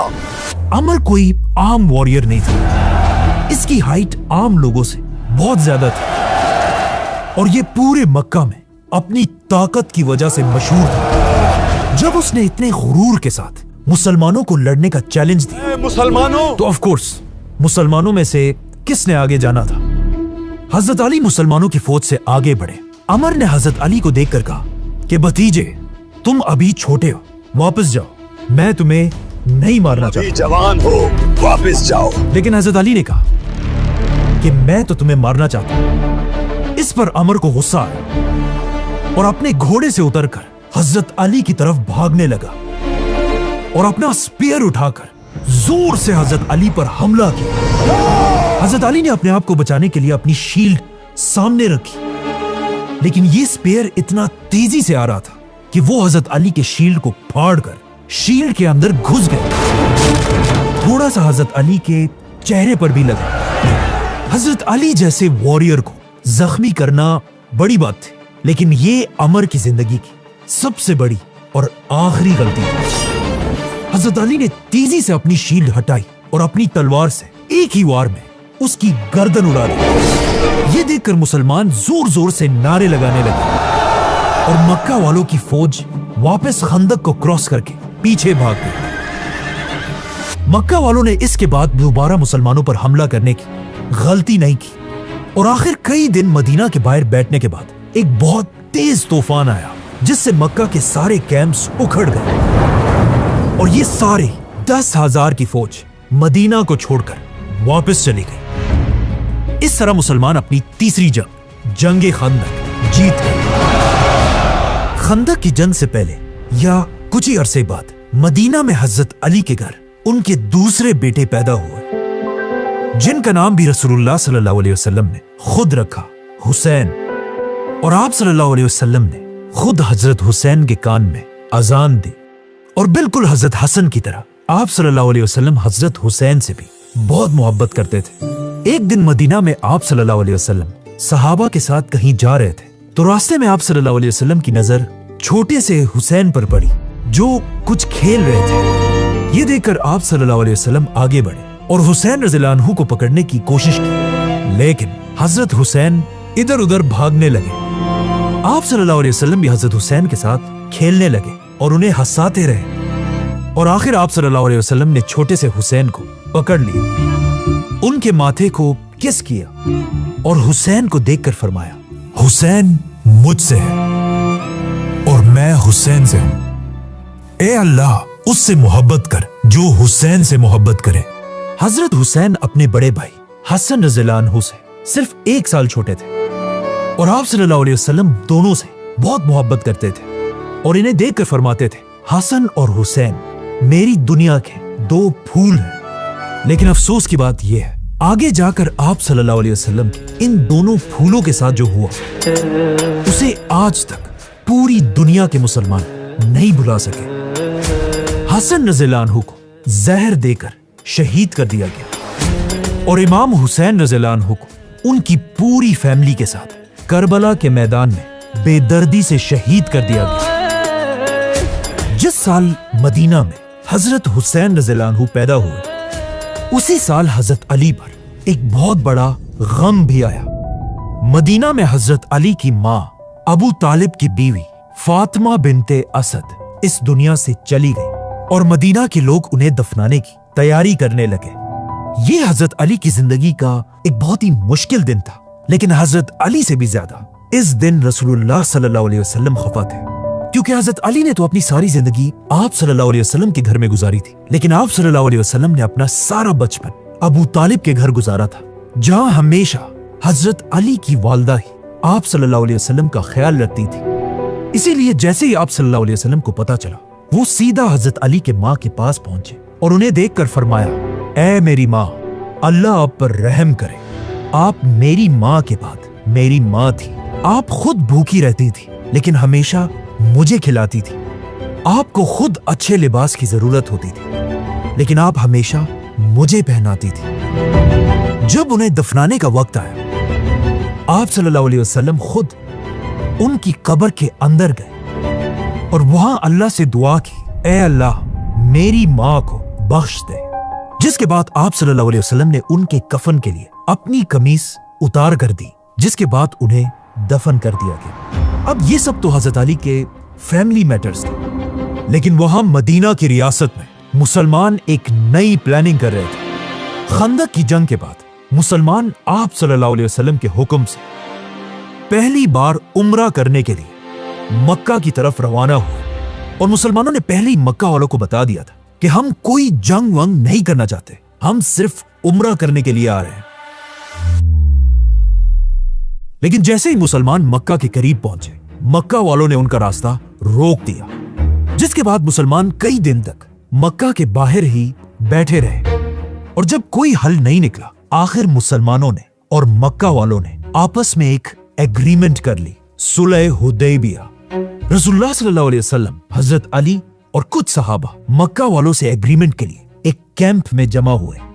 इस इतने इंपॉर्टेंट एग्रीमेंट को लिखने की जिम्मेदारी मदीना के सबसे बेस्ट राइटर को मिली, हजरत अली रज़ियल्लाहु अन्हु। और हजरत अली ने यह एग्रीमेंट लिखना शुरू की, और हजरत अली ने लिखा, मोहम्मद अल्लाह के रसूल के नाम से। जैसे ही हजरत अली ने यह लिखा, मक्का वालों का एक शख्स गुस्से से खड़ा हुआ और कहा, यह क्या है, हम तो इन्हें रसूल मानते ही नहीं। ला नअतरिफु बिका रसूल। और उसने हजरत अली से कहा, इस एग्रीमेंट से मोहम्मद अल्लाह का रसूल मिटाकर मोहम्मद बिन अब्दुल्ला लिखो। इस बंदे की बातें सुनकर हजरत अली ने रसूलुल्लाह सल्लल्लाहु अलैहि वसल्लम की तरफ देखा, और आप सल्लल्लाहु अलैहि वसल्लम ने हजरत अली से कहा कि ठीक है, जैसा ये कह रहा है वैसा ही लिखो। लेकिन यहां पहली बार एक बहुत ही अजीब मोमेंट आया। वो अली जो बचपन से हमेशा आप सल्लल्लाहु अलैहि वसल्लम के साथ खड़े थे और अपने हाथों से हर जंग में आप सल्लल्लाहु अलैहि वसल्लम के लिए तलवार चलाते थे, आज अपने कलम से अल्लाह का रसूल लिखा हुआ नहीं मिटा सके। और आप सल्लल्लाहु अलैहि वसल्लम के कहने के बाद भी हजरत अली अपना हाथ नहीं हिला पा रहे थे। यह देखकर आप सल्लल्लाहु अलैहि वसल्लम ने खुद यह एग्रीमेंट हजरत अली से लिया और पूछा, कहां लिखा है? और फिर खुद अपने हाथों से मोहम्मद रसूलुल्लाह को मिटाया और हुक्म दिया कि इसकी जगह मोहम्मद बिन अब्दुल्ला लिखा जाए। और इस तरह पहली बार मुसलमानों और मक्का वालों के दरमियान सुलह हुदैबिया की एग्रीमेंट हुई और मुसलमान वापस मदीना आ गए। पहले पहले तो मुसलमान इस एग्रीमेंट से खुश नहीं थे, लेकिन आहिस्ता आहिस्ता उन्हें समझ आने लगी कि आखिर आप सल्लल्लाहु अलैहि वसल्लम ने यह सुलह क्यों की है। क्योंकि इस सुलह में एक पॉइंट यह था कि मुसलमान और मक्का वाले अगले 10 साल के लिए कोई भी जंग नहीं करेंगे। अब जब जंगें खत्म हो चुकी थी, मुसलमान मदीना में रहने लगे, लेकिन मदीना की इकोनॉमी अब भी बहुत ही ज्यादा खराब थी और सारे सहाबा मदीना में बहुत ही गुर्बत की जिंदगी गुजारते थे। और सिर्फ सहाबा नहीं, बल्कि खुद आप सल्लल्लाहु अलैहि वसल्लम की फैमिली हजरत अली और फातिमा रज़ियल्लाहु अन्हा भी बहुत गरीब जिंदगी गुजारते थे। एक दिन आप सल्लल्लाहु अलैहि वसल्लम अपनी बेटी फातिमा के घर गए और उन्होंने देखा कि घर में अली और हसन और हुसैन है ही नहीं। जब आप सल्लल्लाहु अलैहि वसल्लम ने पूछा तो उन्हें हजरत फातिमा ने बताया कि हमारे घर में खाने और पीने की कोई भी चीज नहीं थी और बच्चे भूख से रो रहे थे। तो हजरत अली हसन और हुसैन को अपने साथ कहीं बाहर ले गए ताकि वो भूख से रोए ना। जिसके बाद आप सल्लल्लाहु अलैहि वसल्लम उन्हें ढूंढने लगे और देखा कि हजरत अली किसी के बाग में उसके लिए बहुत ही मुश्किल मजदूरी कर रहे हैं और हसन और हुसैन उनके पास बैठे खेल रहे हैं। सारा दिन हजरत अली ने इसी तरह बहुत ही मेहनत से इस बाग में मजदूरी की, जिससे उनके हाथ जख्मी भी हो गए थे। और इस सारे के एंड में उन्हें सिर्फ 16 खजूर मिले, जो हजरत अली ने अपने बच्चों को भी दिए और अपनी बीवी फातिमा को भी। ये मदीना के लीडर रसूलुल्लाह सल्लल्लाहु अलैहि वसल्लम के अपनी फैमिली का लाइफस्टाइल था। और सिर्फ यही नहीं, इसी तरह हजरत अली और फातिमा रज़ियल्लाहु अन्हा सारा काम खुद किया करते थे और उनकी हेल्प के लिए कोई भी नहीं था। बल्कि कहा जाता है हजरत फातिमा खाना कम होने की वजह से इतनी कमजोर हो चुकी थी कि जब भी वो आटा घूंटती थी बार बार उनका हाथ बर्तन से गिर जाता था और उन्हें चोट लगती थी। और हजरत अली भी मजदूरी कर करके बहुत कमजोर हो चुके थे।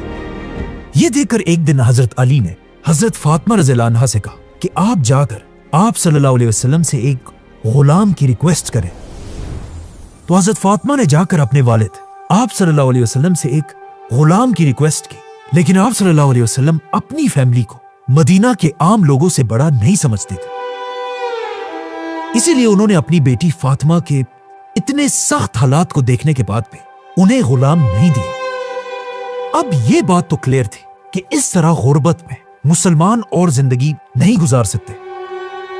तो यहां पर मुसलमानों की जिंदगी का एक बहुत बड़ा टर्निंग पॉइंट आया, जिससे मदीना के हालात हमेशा के लिए बदल गए। जंगे खैबर।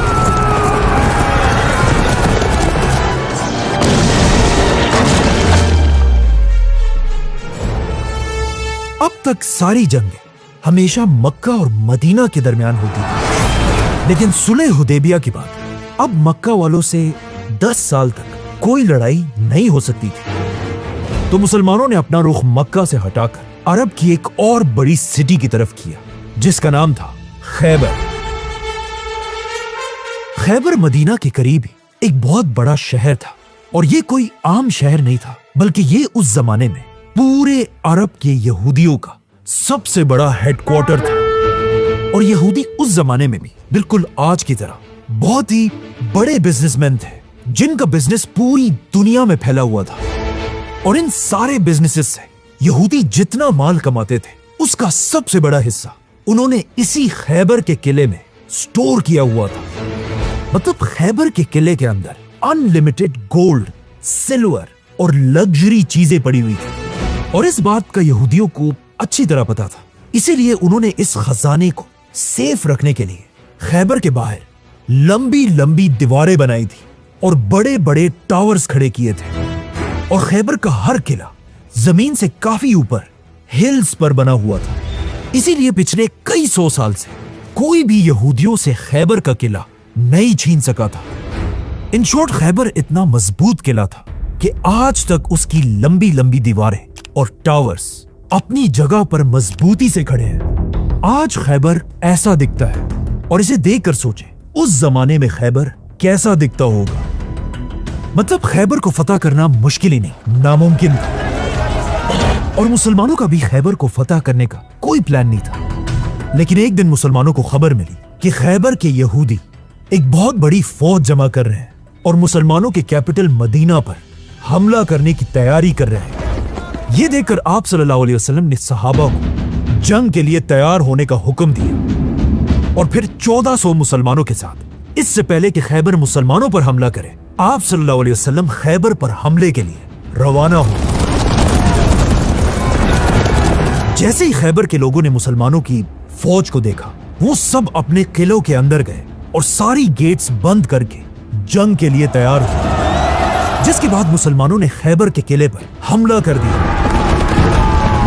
लेकिन जैसे ही मुसलमान करीब पहुंचे, यहूदी मुसलमानों पर तीर और पत्थर बरसाने लगे और इवन किले के अंदर से मुसलमानों पर तोपें भी चलने लगी, जिससे मुसलमान पीछे हट गए।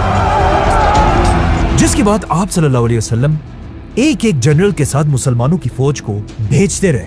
लेकिन यहूदियों का डिफेंस इतना सख्त था कि हर बार मुसलमानों को पीछे हटना पड़ा। कहा जाता है एक बार अबू बकर और उमर रज़ियल्लाहु अन्हु ने भी मुसलमानों की फौज के साथ हमला किया और मुसलमान खैबर की दीवार तक पहुंच गए। लेकिन यह देखकर यहूदियों ने दीवार के ऊपर से बड़े बड़े पत्थर मुसलमानों पर फेंके और मुसलमानों को दोबारा पीछे हटना पड़ा। आखिर इतने हमलों के बाद ऐसा लगने लगा था कि मुसलमान खैबर को फतह नहीं कर पाएंगे और यहूदी ये जंग मुसलमानों से जीत जाएंगे। तो अब जब मुसलमानों का मोराल डाउन हो रहा था, तो आखिर आप सल्लल्लाहु अलैहि वसल्लम ने मुसलमानों को जमा किया और उन सब से कहा, कल मैं झंडा ऐसे शख्स को दूंगा जो अल्लाह और उसके रसूल से मोहब्बत करता है और अल्लाह और उसके रसूल उससे मोहब्बत करते हैं, और अल्लाह उसी आदमी के हाथ पर खैबर के किले को फतह करेगा। यह सुनकर सारे सहाबा हैरान रह गए कि आखिर वो लीडर कौन होगा जिससे अल्लाह भी मोहब्बत करता है। जैसे ही अगली सुबह हुई, सारे सहाबा दूर दूर से आकर आप सल्लल्लाहु अलैहि वसल्लम के कैंप के पास जमा होने लगे और आप सल्लल्लाहु अलैहि वसल्लम का इंतजार करने लगे और आपस में डिस्कस करने लगे कि वो लीडर आखिर कौन होगा। इस दिन ऑलमोस्ट हर सहाबी की ख्वाहिश थी कि आप सल्लल्लाहु अलैहि वसल्लम झंडा उसे दे और वो खैबर को फतह करे। हजरत उमर कहते हैं कि मुझे कभी भी लीडर बनने की ख्वाहिश नहीं हुई सिवाय खैबर के उस दिन के, कि उस दिन मैं भी ये चाहता था कि आप सल्लल्लाहु अलैहि वसल्लम मुझे मुसलमानों की फौज का लीडर बनाए। अब जब सारे मुसलमान जमा हो गए, सब गौर से उस जगह की तरफ देख रहे थे जहां से आप सल्लल्लाहु अलैहि वसल्लम ने आना था। और आखिर आप सल्लल्लाहु अलैहि वसल्लम आगे आए और आप सल्लल्लाहु अलैहि वसल्लम को देखते ही सारी फौज बिल्कुल खामोश हो गई। अली का नाम सुनकर अब खैबर कांप जाता है। आखिर आप सल्लल्लाहु अलैहि वसल्लम मुसलमानों के सामने खड़े हुए और कहा, अली कहाँ है?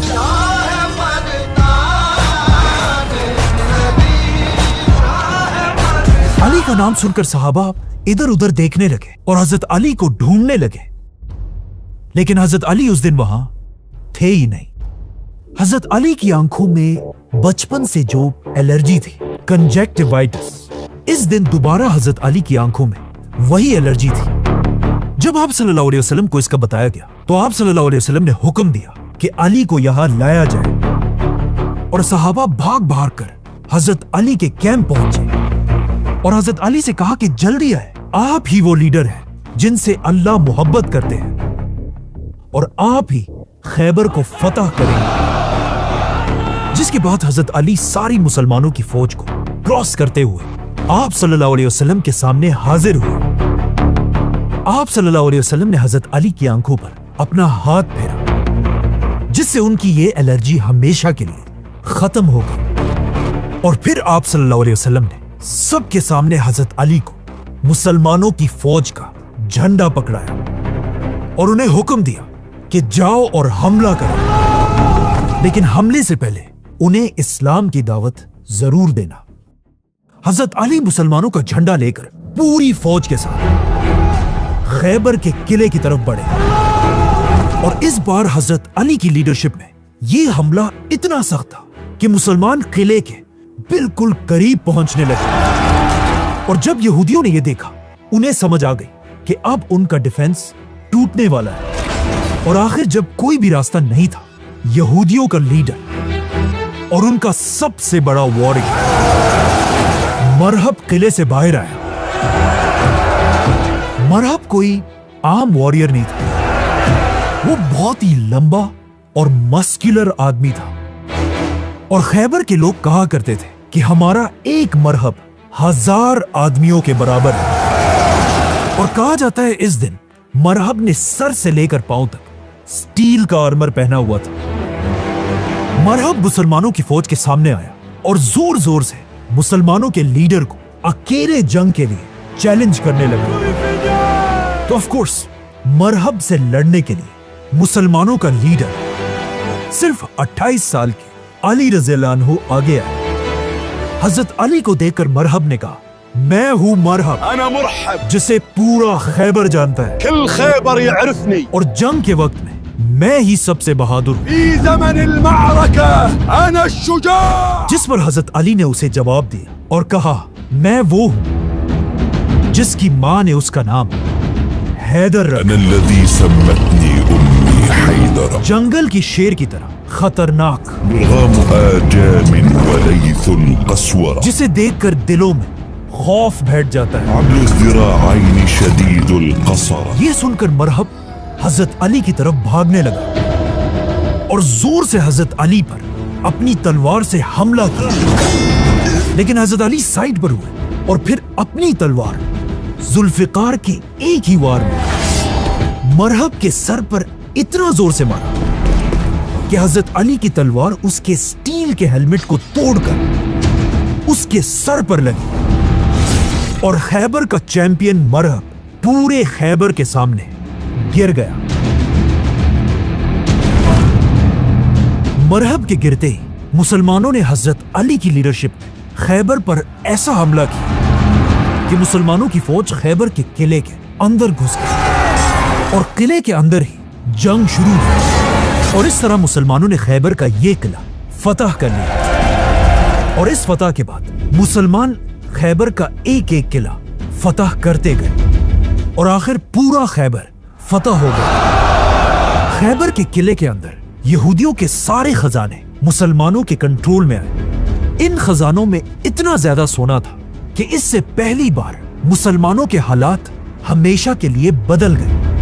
आप सल्लल्लाहु अलैहि वसल्लम ने यह सारा सोना मुसलमानों में डिवाइड कर दिया और आप सल्लल्लाहु अलैहि वसल्लम ने खैबर की बड़ी बड़ी जमीनें जो खजूर के दरख्तों से भरी हुई थी मुसलमानों में बांट दी। और इसी खैबर को फतह करने के बाद पहली बार मदीना एक प्रॉपर और मजबूत स्टेट बनने लगी और मुसलमानों के हालात इतने बदले कि हजरत उमर फरमाते हैं कि हिजरत से लेकर खैबर की फतह तक मैंने कभी पेट भरकर खाना नहीं खाया था।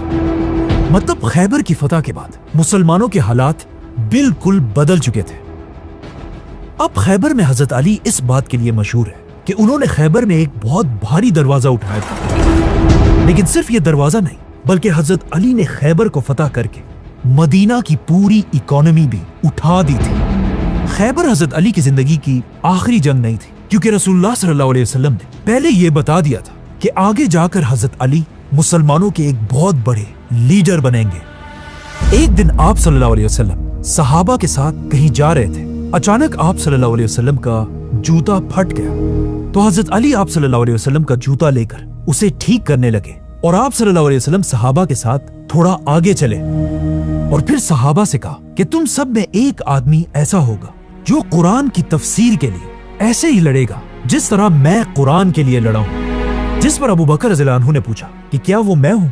आप सल्लल्लाहु अलैहि वसल्लम ने कहा नहीं, बल्कि ये शख्स वो होगा जो इस वक्त मेरा जूता ठीक कर रहा है और आगे जाकर बिल्कुल ऐसा ही हुआ। खैबर की फतह इतनी बड़ी थी कि इस फतह के बाद आहिस्ता आहिस्ता अरब के कबीले मुसलमानों के सामने अपना सर झुकाने लगे और आप सल्लल्लाहु अलैहि वसल्लम अरब के सबसे ताकतवर लीडर बनने लगे। और आखिर खैबर के सिर्फ एक साल बाद मक्का वालों ने मुसलमानों के साथ सुलह हुदैबिया तोड़ दी और अब मुसलमान इतने स्ट्रांग थे कि आप सल्लल्लाहु अलैहि वसल्लम 10,000 की फौज लेकर मक्का को फतह करने के लिए रवाना हुए। इससे सिर्फ 8 साल पहले एक ऐसा दिन भी आया था जब हजरत अली अकेले मक्का से हिजरत करके मदीना गए थे और अब आप सल्लल्लाहु अलैहि वसल्लम के साथ 10,000 की फौज लेकर हजरत अली भी दोबारा मक्का एंटर हुए और मक्का को फतह करके हजरत अली और बाकी सहाबा ने वहां के काबा के अंदर सारे बुतों को तोड़ दिया और इस तरह मुसलमानों ने आखिर मक्का को फतह कर लिया। मक्का को फतह करने के बाद हजरत अली इस्लाम की अगली जंगे हुनैन में भी आप सल्लल्लाहु अलैहि वसल्लम के साथ मजबूती से खड़े रहे और ये जंग भी मुसलमान जीत गए। जिसके बाद आप सल्लल्लाहु अलैहि वसल्लम वापस अपने कैपिटल मदीना चले गए और अब मक्का को फतह करने के बाद पूरा अरब मदीना को अपना कैपिटल मानने लगा और हर तरफ से लोग आकर आप सल्लल्लाहु अलैहि वसल्लम के हाथ पर बैत करने लगे। अब जब आप सल्लल्लाहु अलैहि वसल्लम ने पूरे अरब को यूनाइट कर दिया था, ये देखकर उस वक्त की super power Aahista Aahista Medina की ताकत से डरने लगी। The great Roman empire. इसीलिए मुसलमानों की ताकत और भी ज्यादा बढ़ने से रोकने के लिए अब रोमन एम्पायर मुसलमानों पर हमले की तैयारी करने लगे। जब रसूलुल्लाह सल्लल्लाहु अलैहि वसल्लम को इसकी खबर मिली, आप सल्लल्लाहु अलैहि वसल्लम ने भी रोमन एम्पायर से जंग के लिए 30,000 मुसलमानों की फौज जमा की, जिसके बाद मुसलमान तबूक की तरफ रवाना हुए। इस जंग में आप सल्लल्लाहु अलैहि वसल्लम ने एक ऐलान किया था कि जो भी मुसलमान इस फौज में शामिल नहीं होगा उसे मुनाफिक डिक्लेयर कर दिया जाएगा। जैसे ही मुसलमानों की फौज मदीना से रवाना हुई, पहली बार आप सल्लल्लाहु अलैहि वसल्लम ने मुसलमानों के सबसे बड़े वॉरियर हजरत अली को हुक्म दिया कि वो इस जंग में शामिल नहीं होंगे, बल्कि वो मदीना में रहकर मुसलमानों के कैपिटल की हिफाजत करेंगे। जिसके बाद मुसलमानों की फौज जंग के लिए रवाना हुई। पहली बार ऐसा हुआ था कि हजरत अली आप सल्लल्लाहु अलैहि वसल्लम के साथ किसी जंग में शामिल नहीं हुए हों। ये देखकर मदीना के कुछ मुनाफिक हजरत अली के खिलाफ अजीब अजीब बातें बनाने लगे। लेकिन जब हजरत अली को इन बातों का पता चला, वो सीधा मदीना से मुसलमानों की फौज की तरफ रवाना हुए और आप सल्लल्लाहु अलैहि वसल्लम के पास पहुंचकर पूछा, या रसूल अल्लाह, आप क्यों मुझे मदीना के बच्चों और औरतों के साथ छोड़ रहे हैं? हजरत अली को इस तरह परेशान देखकर आप सल्लल्लाहु अलैहि वसल्लम ने उन्हें कहा, ए अली, क्या तुम इस बात से खुश नहीं हो कि तुम्हारी हैसियत मेरे लिए ऐसे ही है जैसे मूसा अलैहिस्सलाम के लिए हारून अलैहिस्सलाम की थी, लेकिन मेरे बाद कोई नबी नहीं होगा। इसीलिए यह सुनकर हजरत अली रज़ियल्लाहु अन्हु बहुत खुश हुए और वापस मदीना आ गए। जिसके बाद मुसलमानों की फौज तबूक पहुंची, लेकिन वहां से रोमन्स पहले ही भाग चुके थे, इसीलिए कोई भी जंग नहीं हुई और आप सल्लल्लाहु अलैहि वसल्लम मुसलमानों के साथ वापस मदीना आ गए। तबूक की जंग के बाद पूरे अरब से और भी तेजी से लोग इस्लाम की तरफ आने लगे, लेकिन अरब में कुछ लोग अभी भी ऐसे थे जो इस्लाम एक्सेप्ट करने के लिए बिल्कुल तैयार नहीं थे। एक दिन अरब के क्रिश्चियन कबीले के लोग मदीना आप सल्लल्लाहु अलैहि वसल्लम से मिलने के लिए आए। इन क्रिश्चियंस को पता था कि वो अरब के लीडर के साथ मिलने जा रहे हैं, इसीलिए उन्होंने बहुत ही महंगे महंगे कपड़े पहने थे और इसके साथ हाथों में सोने की रिंग्स भी पहनी हुई थी और उनका ख्याल था कि ये सब देखकर अरब का बादशाह उन्हें इज्जत देगा। लेकिन जैसे ये लोग आप सल्लल्लाहु अलैहि वसल्लम के पास पहुंचे और आप सल्लल्लाहु अलैहि वसल्लम को सलाम किया, आप सल्लल्लाहु अलैहि वसल्लम ने उनके सलाम का जवाब नहीं दिया, बल्कि इसके बाद उनकी किसी भी बात का जवाब नहीं दिया। ये देखकर ये लोग हैरान हो गए और वहां से बाहर निकल आए और सहाबा से पूछने लगे कि हमें क्या करना चाहिए। आखिर हजरत अली ने आकर इन्हें बताया कि ये जो तुमने महंगे महंगे कपड़े पहने हैं और सोने की अंगूठियां पहनी है, ये सब उतार दो और बिल्कुल आम लोगों की तरह कपड़े पहनकर आप सल्लल्लाहु अलैहि वसल्लम के पास जाओ।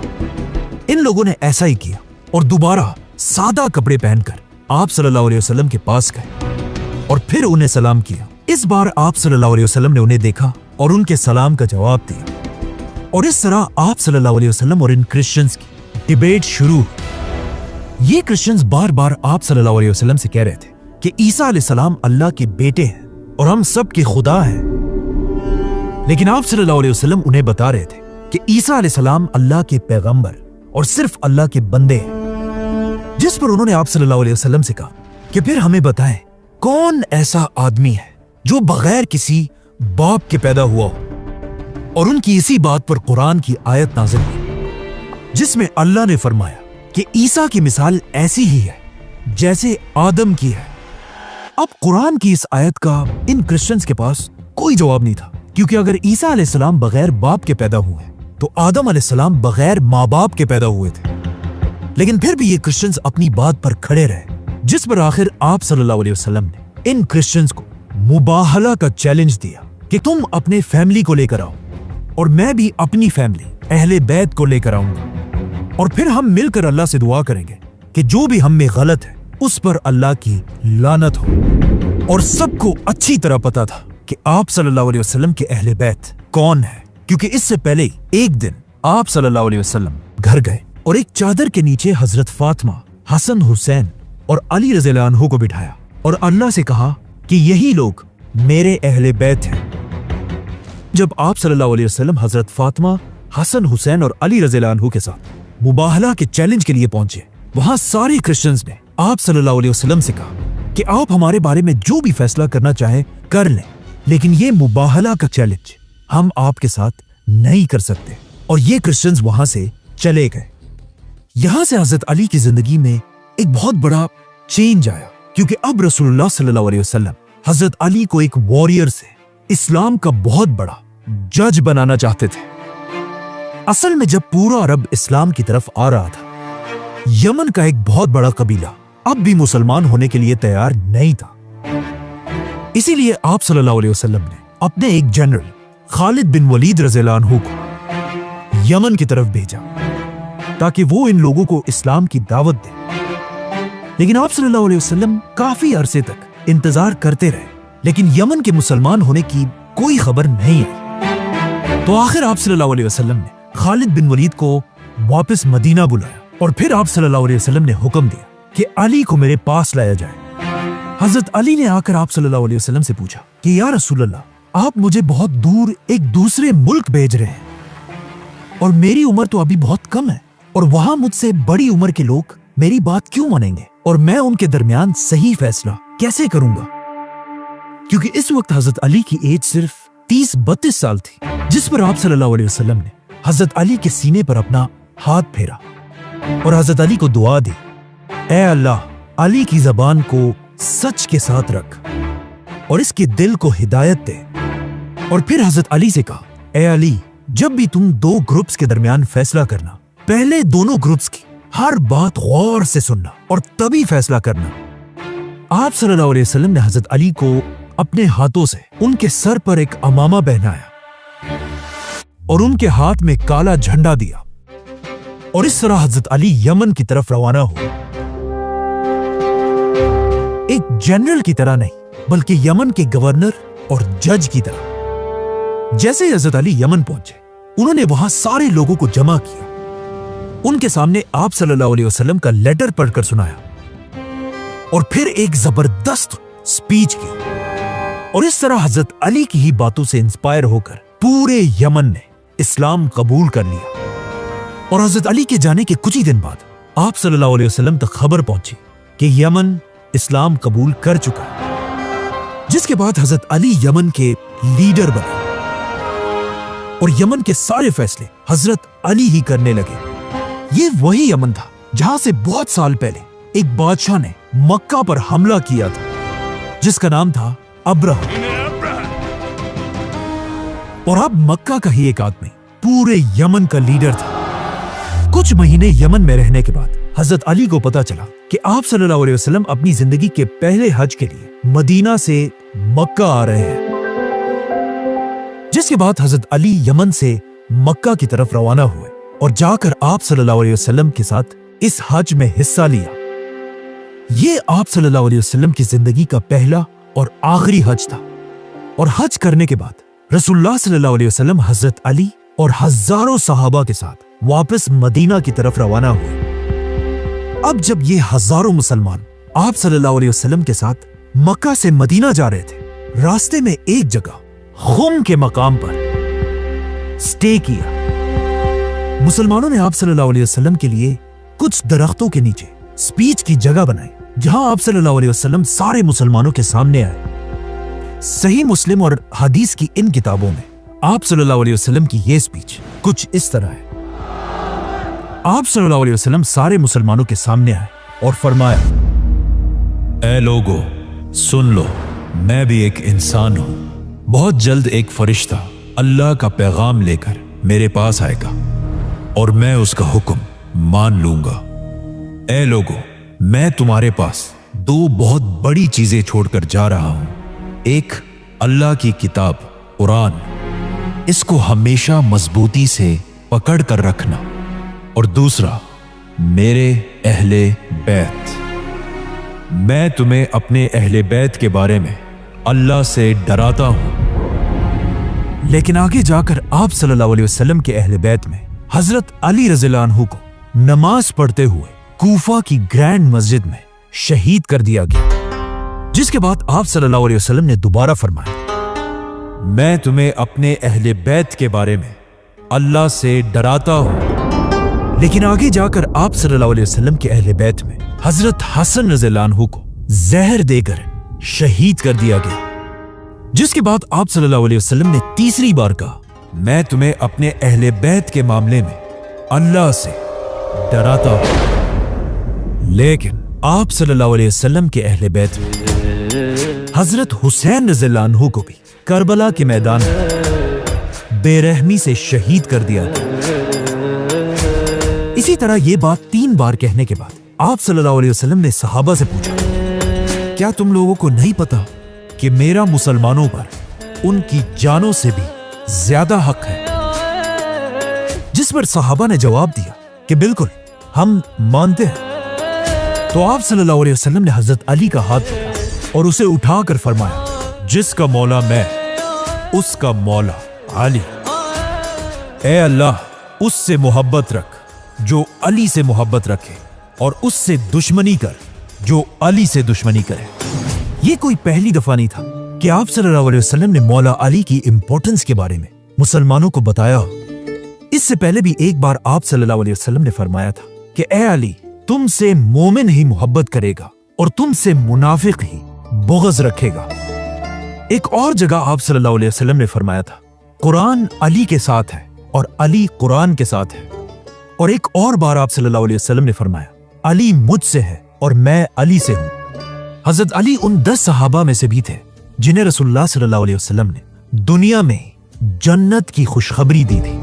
आप सल्लल्लाहु अलैहि वसल्लम ने एक और जगह फरमाया, जिसने अली को गाली दी उसने मुझे गाली दी, और जिसने मुझे गाली दी उसने अल्लाह को गाली दी। और कहा, जिसने अली को तकलीफ पहुंचाई उसने मुझे तकलीफ पहुंचाई। और एक दिन आप सल्लल्लाहु अलैहि वसल्लम ने फरमाया, जिसने मेरी बात मानी उसने अल्लाह की बात मानी, और जिसने अली की बात मानी उसने मेरी बात मानी।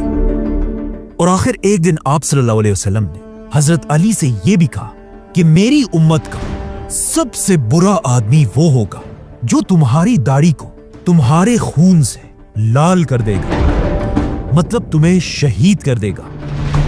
मतलब जो आदमी हजरत अली को शहीद करेगा वो कयामत तक इस उम्मत का सबसे बदबख्त आदमी होगा। इस स्पीच के बाद आप सल्लल्लाहु अलैहि वसल्लम सारे मुसलमानों के साथ वापस मदीना पहुंचे, और मदीना पहुंचते ही आप सल्लल्लाहु अलैहि वसल्लम एक बार फिर उस वक्त की सुपर पावर रोमन एम्पायर पर हमला करने की प्लानिंग करने लगे। और इस हमले के लिए आप सल्लल्लाहु अलैहि वसल्लम ने मुसलमानों की एक नई फौज बनाई और उन्हें रोमन एम्पायर पर हमले के लिए रवाना कर दिया। लेकिन जैसे ये फौज रवाना हुई, आहिस्ता आहिस्ता मदीना में आप सल्लल्लाहु अलैहि वसल्लम की तबीयत खराब होने लगी और आप सल्लल्लाहु अलैहि वसल्लम की जिंदगी के आखिरी दिन करीब आने लगे। आप सल्लल्लाहु अलैहि वसल्लम की जिंदगी के आखिरी दिनों में हजरत अली हर वक्त आप सल्लल्लाहु अलैहि वसल्लम के पास रहने लगे और उनका ख्याल रखने लगे। बल्कि आप सल्लल्लाहु अलैहि वसल्लम की मस्जिद में आखिरी नमाज के लिए हजरत अली और अब्बास रज़ियल्लाहु अन्हु आप सल्लल्लाहु अलैहि वसल्लम को सहारा देकर उन्हें मस्जिद तक लेकर आए, जहां आप सल्लल्लाहु अलैहि वसल्लम ने मुसलमानों के साथ मस्जिद में नमाज पढ़ी। लेकिन आहिस्ता आहिस्ता आप सल्लल्लाहु अलैहि वसल्लम की तबीयत और भी बिगड़ने लगी, जिसके बाद वो नमाज के लिए भी मस्जिद नहीं जा सकते थे। और आप सल्लल्लाहु अलैहि वसल्लम के हुक्म पर अबू बकर रज़ियल्लाहु अन्हु मस्जिद में मुसलमानों को नमाज पढ़ाने लगे। इन आखिरी दिनों में हजरत अली रज़ियल्लाहु अन्हु मदीना के सारे मर्दों में आप सल्लल्लाहु अलैहि वसल्लम के सबसे क्लोज रहते थे। इसीलिए जब भी हजरत अली बाहर निकलते थे, सारे मुसलमान उनके गिर्द जमा होकर उनसे पूछते थे कि हमें बताएं आप सल्लल्लाहु अलैहि वसल्लम की तबीयत अब कैसी है। एक दिन जब हजरत अली बाहर आए, सारे मुसलमान उनके पास जमा हुए और उनसे पूछने लगे, तो हजरत अली ने सबको बताया कि अब आप सल्लल्लाहु अलैहि वसल्लम ठीक है और उनकी तबीयत आहिस्ता आहिस्ता बेहतर हो रही है। लेकिन हजरत अली के चचा अब्बास रज़ियल्लाहु अन्हु ने उनसे कहा कि नहीं, मैं अब्दुल मुत्तलिब के बेटों के चेहरों को अच्छी तरह पहचान लेता हूं। मतलब अब रसूलुल्लाह सल्लल्लाहु अलैहि वसल्लम के आखिरी दिन करीब आ चुके हैं। और फिर हजरत अब्बास ने हजरत अली से कहा कि चलो हम जाकर आप सल्लल्लाहु अलैहि वसल्लम से पूरे मुसलमानों की खिलाफत की रिक्वेस्ट करते हैं। लेकिन हजरत अली ने कहा कि नहीं, अगर आप सल्लल्लाहु अलैहि वसल्लम ने हमें इनकार कर दिया तो फिर कभी भी उनके खानदान बनु हाशिम को खिलाफत नहीं मिल सकेगी। आप सल्लल्लाहु अलैहि वसल्लम के खानदान बनु हाशिम से आज तक मुसलमानों के सबसे ज्यादा खलीफा रहे हैं। बनु हाशिम खानदान के लोग ऑलमोस्ट 650 साल तक मुसलमानों के खलीफा रहे हैं और आगे जाकर इसी बनु हाशिम खानदान के दौर को ही इस्लामिक गोल्डन एज कहा जाता है। बल्कि आगे जाकर बनु हाशिम के सबसे बड़े खलीफा खुद हजरत अली रज़ियल्लाहु अन्हु ही बने। आहिस्ता आहिस्ता मदीना में रसूलुल्लाह सल्लल्लाहु अलैहि वसल्लम की तबीयत खराब होती गई, जिसके कुछ ही दिन बाद अल्लाह के आखिरी रसूल हजरत मोहम्मद सल्लल्लाहु अलैहि वसल्लम इस दुनिया से चले गए। आप सल्लल्लाहु अलैहि वसल्लम की वफात की खबर एक आग की तरह पूरे मदीना में फैली और मदीना के हर घर में लोग रो रहे थे और हर तरफ मदीना में गम फैला हुआ था। लेकिन यह दिन सबसे मुश्किल हजरत अली रज़ियल्लाहु अन्हु और उनकी फैमिली के लिए था, क्योंकि मौला अली के लिए रसूलुल्लाह सल्लल्लाहु अलैहि वसल्लम सिर्फ एक लीडर नहीं बल्कि उनके बाप की तरह थे, जो इससे बहुत साल पहले सिर्फ 5 साल के अली रज़ियल्लाहु अन्हु को खुद अपने घर लेकर आए थे और हजरत अली का अपने ही घर में बिल्कुल अपने बेटे की तरह ख्याल रखते थे। हजरत अली ने आप सल्लल्लाहु अलैहि वसल्लम के ही घर में लिखना और पढ़ना सीखा था, और सिर्फ यही नहीं बल्कि अरब के सबसे बड़े वॉरियर भी हजरत अली आप सल्लल्लाहु अलैहि वसल्लम के घर से ही बने। और आप सल्लल्लाहु अलैहि वसल्लम ने अपनी छोटी बेटी हजरत फातिमा रज़ियल्लाहु अन्हा की शादी भी हजरत अली रज़ियल्लाहु अन्हु से कराई थी। हजरत अली के बेटों हसन और हुसैन से आप सल्लल्लाहु अलैहि वसल्लम सबसे ज्यादा मोहब्बत करते थे, और जाने से पहले आप सल्लल्लाहु अलैहि वसल्लम ने सारे मुसलमानों से कहा था कि मैं 2 चीजें तुम्हारे पास छोड़कर जा रहा हूं, अल्लाह की किताब और अपने अहले बैत। आप सल्लल्लाहु अलैहि वसल्लम की वफात के बाद हजरत अली आप सल्लल्लाहु अलैहि वसल्लम की मैयत के पास आए और कहा, या रसूल अल्लाह, आपसे पहले भी अल्लाह के रसूल दुनिया से जा चुके हैं,